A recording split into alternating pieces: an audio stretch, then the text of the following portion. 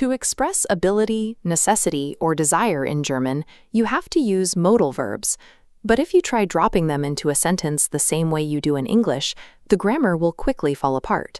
That's because German grammar follows a rigid architectural logic. Every piece has a precise slot, and the structure must be built in sequence. By the end of this lesson, you will be able to assemble your own multi-verb sentences using a repeatable grammatical blueprint. To do this, you need a basic grasp of German pronouns, like ich, du, and er. You'll also want to grab a pen and paper for a quick test at the end. Mastering this structural rule allows you to move beyond simple nouns and verbs and start expressing your own intentions, permissions, and obligations. The first step in building a sentence is selecting the correct tool for your intent. We need to choose our modal verb. Here is our toolbox. There are 6 essential modal verbs at the A1 level: können, can, müssen, must, wollen, want, möchten, would like, dürfen, may, and sollen, should. For our example, we will use können, which denotes ability or possibility. These 6 words act as functional filters. Swapping a single word transforms a statement from a wish into a legal permission or a strict necessity. Now we establish the core of our structure, known in German as the Satzklammer, or sentence bracket. We start by laying down the subject block. Look at this block formula. Step 2 dictates that our chosen modal verb must be locked into the second position of the sentence, immediately following the subject. Let's use the subject ich, meaning I. When we lock our modal verb into position 2, können must be conjugated to kann to match the subject. The modal verb is the only verb in this structure that changes its form to match the subject. As the subject changes, this position 2 anchor shifts accordingly. Position 2 is an immovable anchor. Once you set that conjugated modal verb, the rest of the sentence must orient around it. With our anchor set, we populate the middle of the sentence with object information, like the language being spoken, Deutsch. This brings us to step 3. The actual action of the sentence, the speaking, is sent to the absolute end of the structure. We add sprechen. We call this the infinitive rule. This final orange verb is left in its raw dictionary form, completely unconjugated. This is where many English speakers struggle. If you place the 2 verbs next to each other as you would in English, it breaks the structural logic of the sentence. This separation creates a specific pattern. The listener hears the subject and the intent first, but they have to wait until the very end of the sentence to hear the actual action taking place. We can also convert this statement into a question. Step 4 is a simple mechanical swap. To form a yes or no question, move the modal verb to position 1 and the subject to position 2. Even with this swap at the front, the main action verb remains anchored at the very end of the line. Kann ich Deutsch sprechen? Learning this mechanical flip allows you to turn any statement into an inquiry without needing any new vocabulary. Let's put this framework into practice.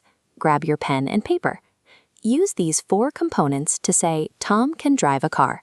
We have the subject Tom, the object Auto, the action verb fahren, and our modal verb können. Pause here.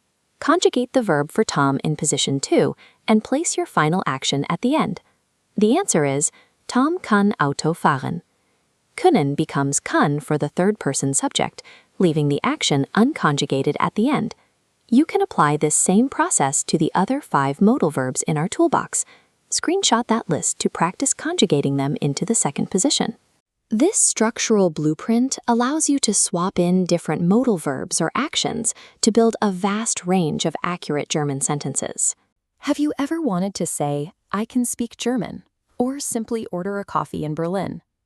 Many beginners memorize long lists of isolated vocabulary, but when it comes time to speak, those individual words often fail to form a coherent sentence. By the end of this lesson, you will be able to construct German sentences from scratch using the specific structural formula for modal verbs. Because modal verbs pair with other verbs in their most basic form, mastering this structure allows you to express dozens of different actions without needing to learn a new conjugation for every single one. To build these sentences, we use 6 specific helper verbs, known in German as modal verbs. This layout shows our first 3 verbs, dürfen, können, and mögen.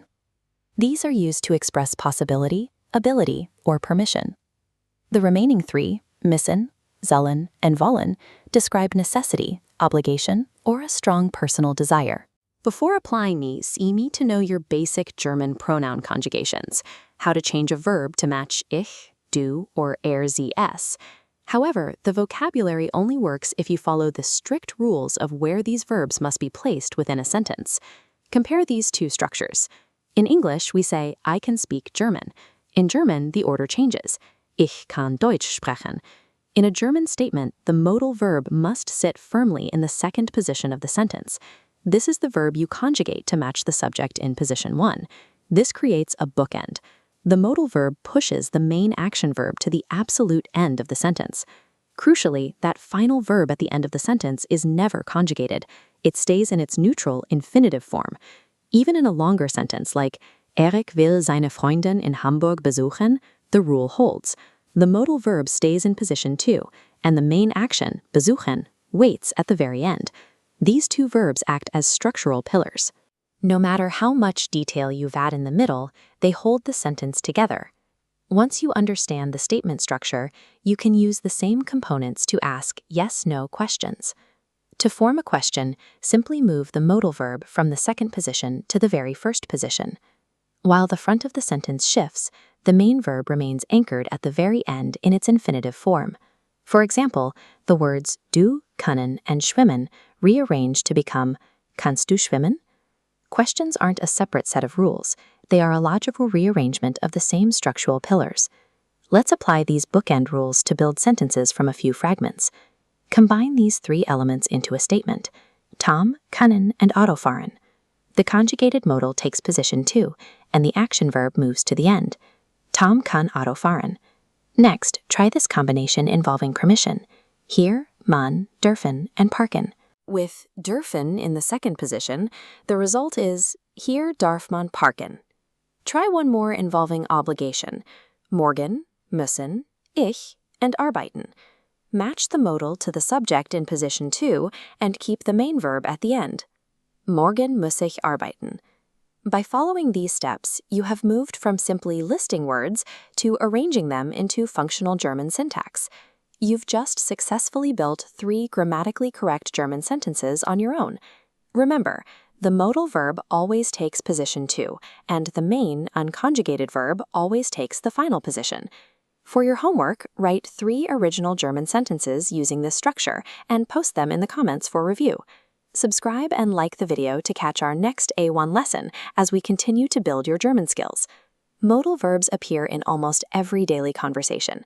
By mastering this structure, you can now communicate your needs, abilities, and obligations clearly. Bis zum nächsten Mal. Tschüss.